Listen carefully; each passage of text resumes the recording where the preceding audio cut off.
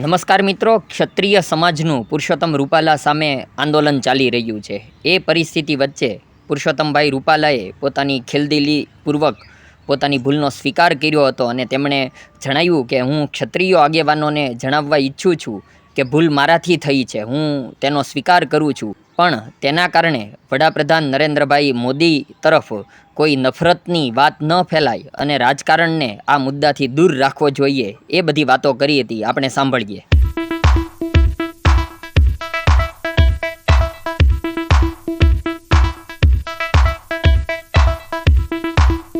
કે ભૂલ કરી હતી, મેં કરી હતી, એની મેં જાહેરમાં માફી માંગી લીધી, કારણ કે મારો ઈરાદો નહોતો અને સમાજની સામે જઈને પણ મેં માફી માંગી અને સમાજની વચ્ચે જઈને અને સમાજે મને એનો પ્રતિસાદ પણ આપ્યો। પણ મોદી સાહેબની સામે શા માટે? ક્ષત્રિય સમાજને મારે કહેવું છે કે તમે તમારા યોગદાનને યાદ કરો। આ રાષ્ટ્રના ઘડતરની અંદર તમારું કેવડું મોટું યોગદાન છે, પાર્ટીના વિકાસની અંદર તમારું કેવડું મોટું યોગદાન છે। અને નરેન્દ્રભાઈ મોદી જેવા વડાપ્રધાન જ્યારે 18 કલાક માણસ ભારત સિવાયની કોઈ વાત વિચારતો ના હોય, મારા દેશ સિવાય કોઈ વિષયની સાથે જેનો નાતો ના હોય, 140 કરોડ દેશવાસીઓને જે માણસ પોતાના પરિવાર તરીકે સંબોધન કરતો હોય અને એમના આખી વિકાસ યાત્રાના સાથીઓ તરીકે કેટલા ક્ષત્રિય આગેવાનોના હું નામ લઈ શકું? એ ક્ષત્રિય સમાજો મારા કારણે હું સ્વીકારવા તૈયાર છું।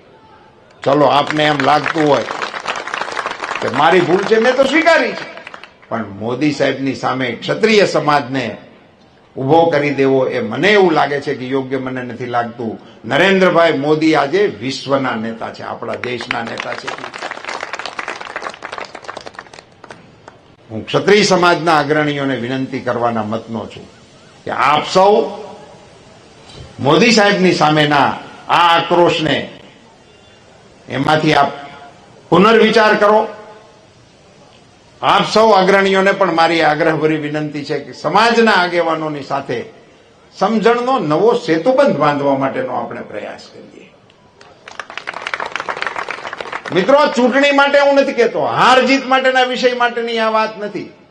સમાજ જીવનના આપણા તાણાવાણાને સ્પર્શતો વિષય છે, એને રાજકારણથી દૂર રાખવા માટેની કોશિશ ક્ષત્રિય સમાજ અવશ્ય કરશે એવી વિનંતી સાથે હું આ સભામાં આપ સૌને પ્રચંડ મતદાન કરવા માટે 7મી તારીખે 10 વાગ્યા પહેલા મતદાન પૂરું થઈ જાય એ પ્રકારે સૌ કાર્યકર્તા કામે લાગો એવી વિનંતી કરીને વિરમું છું। આપ સૌનો ખૂબ ખૂબ આભાર।